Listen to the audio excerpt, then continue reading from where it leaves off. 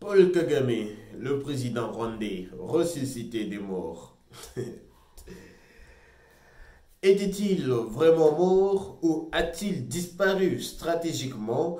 Qu'a-t-il fui? En tout cas, je vous explique tout dans cette vidéo. Mesdames, Messieurs, bonjour à vous, très chers téléspectateurs de Cœur d'Afrique, et bienvenue à suivre cette nouvelle livraison de l'actualité. Nous sommes lundi 23 juin 2025. En tout cas, accrochez-vous parce que là, on va décrypter ces sujets minutieusement. Et si c'est la première fois que vous nous captez, n'oubliez pas surtout de vous abonner et d'activer la cloche de notification pour ne plus jamais manquer nos actualités. Si ce n'est pas la première fois quand même, likez et commentez la vidéo, partagez-la pour que nous puissions atteindre un maximum de gens avec toutes les actualités que nous livrons tous les jours. Alors, les décryptages, c'est parti.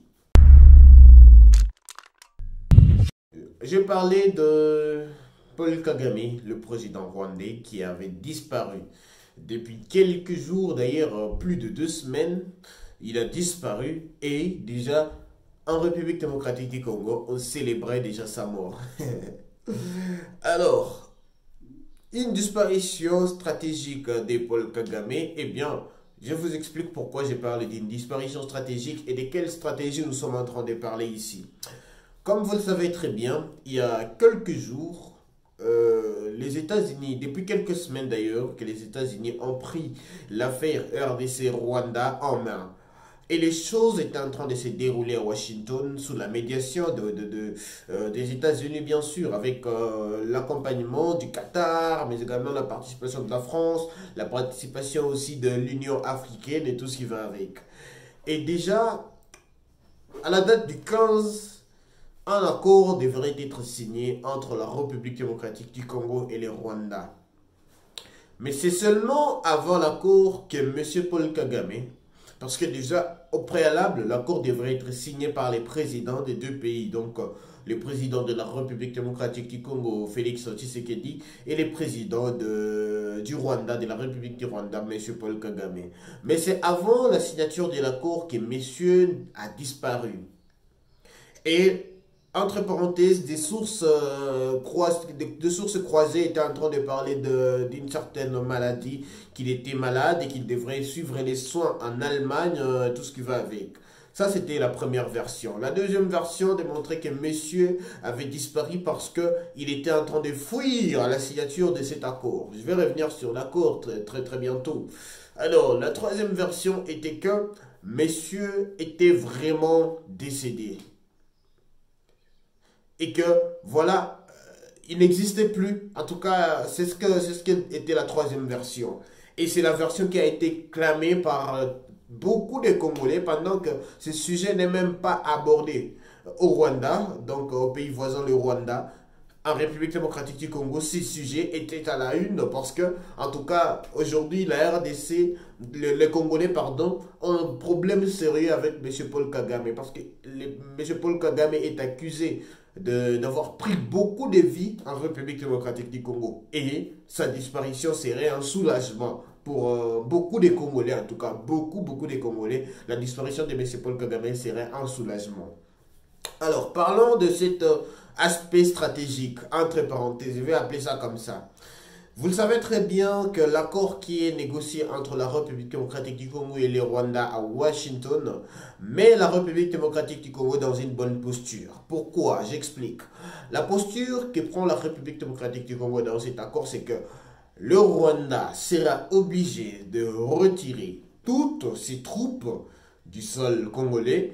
Et cette affaire-là de poursuivre les FDLR sur les sols congolais, en tout cas, ce sera la fin. Ce sera la fin de cette affaire parce que, bien sûr, il y a l'ECONOPS qui a été signé entre la République démocratique du Congo et le Rwanda. L'ECONOPS qui est une coopération militaire entre la RDC et le Rwanda pour traquer les FDLR sur les sols congolais. Bien sûr, il y a ces CONOPS et d'ailleurs, le Rwanda a demandé que ces CONOPS puissent être réétablis dans cet accord. Quand on a suivi l'accord paraphé qui a été rendu public par les techniciens congolais et les techniciens rwandais. Alors, pourquoi c'est la fin pour le Rwanda? Parce que déjà, si l'accord est signé, l'accord entre la République démocratique du Congo et les États-Unis stipule que la RDC va permettre aux États-Unis d'investir en République démocratique du Congo et de traiter les minerais congolais, en tout cas, va donner une main, un droit, un quelconque droit aux États-Unis de traiter les minerais congolais. Et en contrepartie, les États-Unis vont à leur tour sécuriser l'Est de la République démocratique du Congo. Et donc, si les États-Unis vont sécuriser l'Est de la République démocratique du Congo, là, ça veut dire qu'il y a la fin pour le Rwanda, la fin de l'exploitation illicite des minerais congolais par les Rwandais, la fin de l'activisme militaire du Rwanda en République démocratique du Congo. Ça veut dire que là, on demande au Rwanda de se retirer. Et lorsque le Rwanda va se retirer, il y aura les États-Unis qui vont maintenant déployer leurs unités, quelques-unes de leurs unités pour sécuriser la zone et garder la zone, pacifier la zone en tout cas. C'est ce qui est contenu dans l'accord. C'est pourquoi les Rwandais ne veulent pas signer. Quand j'ai dit une disparition stratégique, c'est que M. Paul Kagame a réfléchi parce que c'était lui qui était censé signer cet accord. Il a dit non, je ne peux pas me présenter pour signer un tel accord je vais signer ma fin. Et il fallait pour lui disparaître. Et là, on a dit que, en tout cas, la République démocratique du Congo, déjà, la disparition de M. Paul Kagame, qui n'est pas une surprise, bien sûr, est interprétée comme un décès. Comme si monsieur n'existait plus. Et pendant qu'on parle de son décès, il y a aussi une histoire de maladie qui sort. Alors que je rappelle très bien, ce n'est pas la première fois qu'un chef de l'État disparaît de caméra et tout ce qui va avec, parce qu'on se souvient très bien, même Joseph Kabila, lorsqu'il était président, en tout cas, c'était très difficile de pouvoir les localiser. En tout cas, il passait même 2 semaines où il n'était pas localisé pendant qu'on le cherchait à Kinshasa. Eh bien, le monsieur était par exemple à Goma, à Kinyogote, où il se trouve d'ailleurs actuellement, même si on est en train de dire qu'il a déjà fui vers les Kenya. Eh bien, le monsieur s'est posé là-bas. On le cherchait à Kin, mais lui, il était à Goma. Et il disparaissait pendant un moment et il réapparaissait.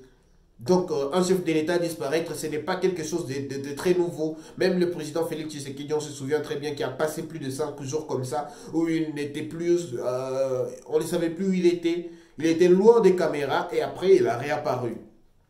Donc, c'est comme ça se passe comme ça. Et Paul Kagame a aussi décidé de disparaître, même si on est en train de parler de sa mort, de son décès et tout, mais à un certain niveau, on parlerait aussi d'une disparition pour lui qu'il juge disparition stratégique. Mais attention, sa stratégie ne va pas tenir. Pourquoi la stratégie de Paul Kagame ne tient pas? Ne tient pas déjà, ne va pas tenir, ne tient pas déjà parce que les États-Unis ont remarqué que cet accord, si on attendait les 2 présidents de la République qui puissent signer, parce que la date est déjà fixée. La date du 27 juin est déjà fixée pour la signature de cet accord. Mais attention, les États-Unis ont réfléchi, ont dit non. Le monsieur peut disparaître même jusqu'au 27 et même après les 27. Et là, l'accord ne sera pas signé. Mais les États-Unis ont estimé qu'il était important que même les ministres des Affaires étrangères puissent signer cet accord. C'est pourquoi le ministre des Affaires étrangères, lui qui est toujours actif sur les réseaux sociaux, le ministre des Affaires étrangères du Rwanda, qui est toujours actif sur les réseaux sociaux, eh bien, il aura la lourde charge d'aller signer cet accord entre la République démocratique du Congo et le Rwanda. Lequel accord demande au Rwanda de retirer toutes ses troupes, lequel accord va mettre fin à l'exploitation illicite des minerais congolais par le Rwanda, lequel accord va demander au Rwanda de céder toutes les parties sous son occupation actuellement. Et là, entre parenthèses, on parle du M23.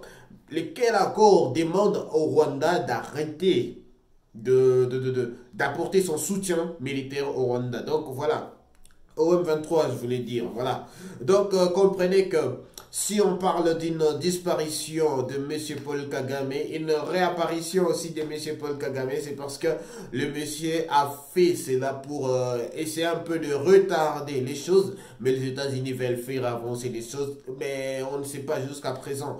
Paul Kagame est-il mort? Ça, c'est la question que se posent beaucoup de Congolais. D'ailleurs, beaucoup de Congolais qui attendent juste la confirmation de cette information. Eh bien, pour beaucoup de Congolais, c'est un soulagement, la disparition de ces messieurs. Même si on ne peut pas les souhaiter en tant qu'être humain, en tout cas, on ne peut pas les souhaiter. Mais pour beaucoup de Congolais, la disparition de Paul Kagame serait un soulagement, en tout cas, on dit ça comme ça, on dit ça comme ça même sans dire que voilà, c'est ce qu'on souhaite vraiment. Non, non, on ne souhaite pas que le monsieur puisse disparaître parce qu'on a encore affaire avec lui. On a affaire avec, il doit signer, ça veut dire qu'il doit rester d'abord vivant.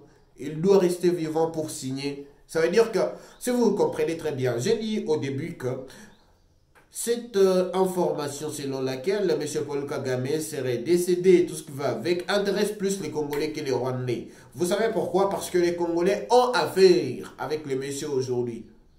Au Rwanda, on ne parlait pas de cette affaire. Au Rwanda, personne ne parle de la disparition de M. Paul Kagame. Au Rwanda, en tout cas, ils en font peu de cas. Mais en RDC, en tout cas, c'est toute une histoire. C'est toute une histoire parce qu'on a une affaire avec lui. Le monsieur doit réapparaître pour signer. C'est ça l'affaire que nous avons avec lui. Même si l'accord ne nous arrange pas à 100%, mais quand même, le monsieur doit apparaître pour signer. C'est pourquoi les sujets intéressent, parce que beaucoup de gens étaient en train de penser que les Congolais ont été distraits, en train de suivre la disparition de Paul Kagame et tout ce qui va avec. Mais non. Si on suit la situation, si on suit ce qui est dit, la disparition de Paul Kagame, c'est parce que on doit en finir avec lui. On doit finir, on doit trouver une issue avec M. Paul Kagame. Voilà pourquoi ça, la question a intéressé beaucoup de Congolais. Donc voilà, merci de rester branché sur Cœur d'Afrique pour suivre l'actualité tous les jours, en tout cas à temps réel. Activez la cloche de notification, abonnez-vous si c'est la première fois, et bien commentez aussi si ce n'est pas la première fois et likez, partagez la vidéo. On se retrouve tout à l'heure pour un nouveau sujet d'actualité. Surtout, ne quittez pas, mais prenez bien soin de vous. Nous sommes arrivés à la fin de cette édition. Merci à vous de nous avoir suivis jusqu'ici. Si vous avez apprécié ces contenus, n'oubliez pas de vous abonner à notre chaîne, d'activer la cloche de notification pour ne rien manquer de nos prochaines vidéos. Likez et partagez cette vidéo. Pour toute question, préoccupation ou soutien de la chaîne, n'hésitez pas à nous contacter sur les plus 243 99 48 74 161. On se retrouve très prochainement. À bientôt.